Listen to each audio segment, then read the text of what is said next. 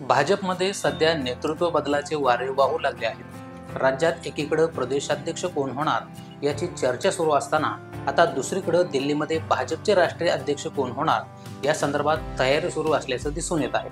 त्याच पार्श्वभूमीवर रविवारी भाजपच्या मुख्यालयात या संदर्भात बैठक बोलवण्यात आली होती।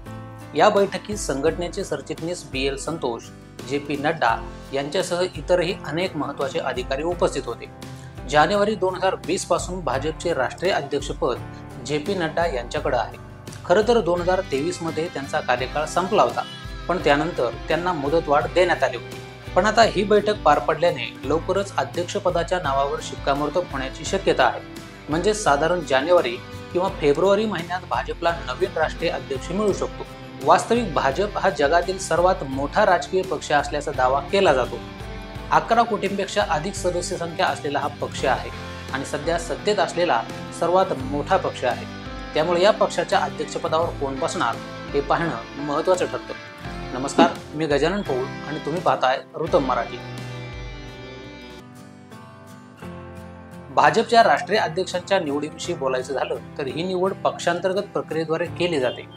पक्षाच्या राष्ट्रीय कार्यकारिणीद्वारे किंवा ज्यामध्ये विविध राज्यातील प्रमुख नेते आणि प्रतिनिधींचा समावेश असतो। काही प्रकरणांमध्ये अध्यक्षाची निवड भाजपच्या संसदीय मंडळाद्वारे पक्षाचे सदस्य, प्रतिनिधी किंवा विविध स्तरावरील पदाधिकाऱ्यांच्या मतदानाच्या प्रक्रियेद्वारे केली जाऊ शकते। मात्र असं असलं तरीही परिस्थिती आणि पक्ष नेतृत्वाने घेतलेल्या अंतर्गत निर्णयानुसार ही प्रक्रिया बदलू शकते। अर्थात अंतरिम निर्णय हा पक्षाच्या वरिष्ठ नेतृत्वाचा असतो, ज्यामध्ये पंतप्रधान आणि इतर प्रमुख नेते असतात।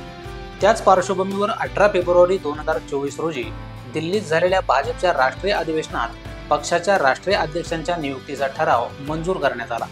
या ठरावानुसार राष्ट्रीय अध्यक्ष रिक्त झाल्यास नवीन अध्यक्ष नेमण्याचे अधिकार संसदीय मंडळाला असतील हे जाहीर करण्यात आलं। या व्यतिरिक्त राष्ट्रीय अध्यक्षांच्या निवड प्रक्रियेसंबंधी पक्षाच्या घटनेच्या कलम 19 मध्ये काही बदल करण्यात आले। या बदलानुसार पक्षाच्या राष्ट्रीय कार्यकारिणीने स्थापन केलेल्या राष्ट्रीय परिषद आणि राज्य परिषदेच्या सदस्यांद्वारे निवडणूक मार्गदर्शक तत्वांचं पालन करून राष्ट्रीय अध्यक्षांची निवड केली जाते। आतापर्यंत अटल बिहारी वाजपेयी, लालकृष्ण अडवाणी, मुरली मनोहर जोशी, व्यंकय्या नायडू, राजनाथ सिंह, नितीन गडकरी असे राष्ट्रीय अध्यक्ष भाजपने पाहिले आहेत। या सर्वच अध्यक्षांची निवड ही बिनविरोध झाली आहे। शिवाय या सर्वांच्याच कारकिर्दीत पक्ष वाढला आणि विस्तारला। मात्र अमित शहा यांच्या अध्यक्षपदाच्या कार्यकाळात भाजपने अभूतपूर्व विस्तार केला। ग्रामीण भागात गाव पातळीपर्यंत आणि शहरी भागात प्रत्येक इमारतीपर्यंत भाजप जाऊन पोहोचला। सर्वाधिक सदस्यता ही शहा यांच्याच काळात झाली। तसं पाहिलं तर सत्ताधारी पक्षामध्ये पंतप्रधान पदावर कोण बसलंय हे महत्त्वाचं असतं। पक्षाच्या नेत्यांना तुलनेनं कमी महत्त्व असतं। मात्र नरेंद्र मोदींसारख्या कर्तृत्ववान पंतप्रधानाच्या कार्यकाळातही अमित शहानी पक्षाध्यक्ष असताना आपल्या कामाची छाप पाडली हे विसरून चालणार नाही। अध्यक्ष असताना त्यांनी सतत पायाला भेंगरी लावून देशभर प्रवास केला, खेड्यापाड्यात फिरले आणि लोकांच्या घरामध्ये जाऊन जमिनीवर बसून त्यांच्यासोबत जेवणही केलं। तसंच वनवासी बांधवांच्या घरीही गेले।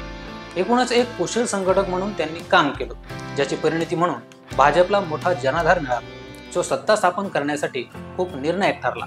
एकंदरीत एक पक्षाचा अध्यक्ष काय करू शकतो याचा वस्तुपाठ शहा यांनी घालून दिला। तीच अपेक्षा आता पुढच्या पक्षाध्यक्षाकडून सुद्धा असणार आहे। अमित शहा नंतर जगत प्रकाश नड्डा हे पक्षाध्यक्ष झाले। त्यांनी ती जबाबदारी निभावली, मात्र ते आपला ठसा उमटवू शकले नाहीत, हेही तितकंच खरं। त्यामुळे आता भाजप पुढे कर्तृत्ववान आणि गतिमान अध्यक्ष निवडण्याचं आव्हान असणार आहे। आता भाजपच्या नवीन राष्ट्रीय अध्यक्षांच्या निवडीसाठी सध्या बैठका सुरू असल्यामुळे लवकरच घोषणा होणं अपेक्षित आहे। मात्र या पदासाठीच्या संभाव्य उमेदवारांबाबत आतापासूनच जोरदार चर्चा सुरू झाली आहे। यामध्ये भूपेंद्र यादव, अनुराग सिंह ठाकूर आणि शिवराज सिंह चौहान यांच्यासारख्या अनेक प्रमुख नेत्यांच्या नावाची चर्चा आहे।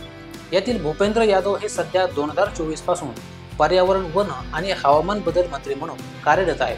अनुराग ठाकूर हे माहिती आणि प्रसारण मंत्री, तर मध्य प्रदेशचे माजी मुख्यमंत्री शिवराज सिंह चौहान हे सध्या केंद्रात कृषी आणि शेतकरी कल्याण मंत्री पद सांभाळत आहे। ही सर्व नावं जरी चर्चेत असली तरी मोदी आणि शहांच्या धक्कातंत्रामध्ये नेमका कुणाचा क्रमांक लागेल ते सध्या तरी सांगणं कठीण आहे। त्यामुळे पक्षाध्यक्ष पदाची माळ नेमकी कोणाच्या काळात पडेल ते येणाऱ्या काळात स्पष्ट होईल। तर या संदर्भात तुम्हाला काय वाटतं? भाजपचा पुढचा राष्ट्रीय अध्यक्ष कोण होईल ते आम्हाला कमेंट करून जरूर सांगा आणि असेच माहितीपूर्ण व्हिडिओज पाहण्यासाठी ऋतम मराठी न्यूजला सबस्क्राईब करा।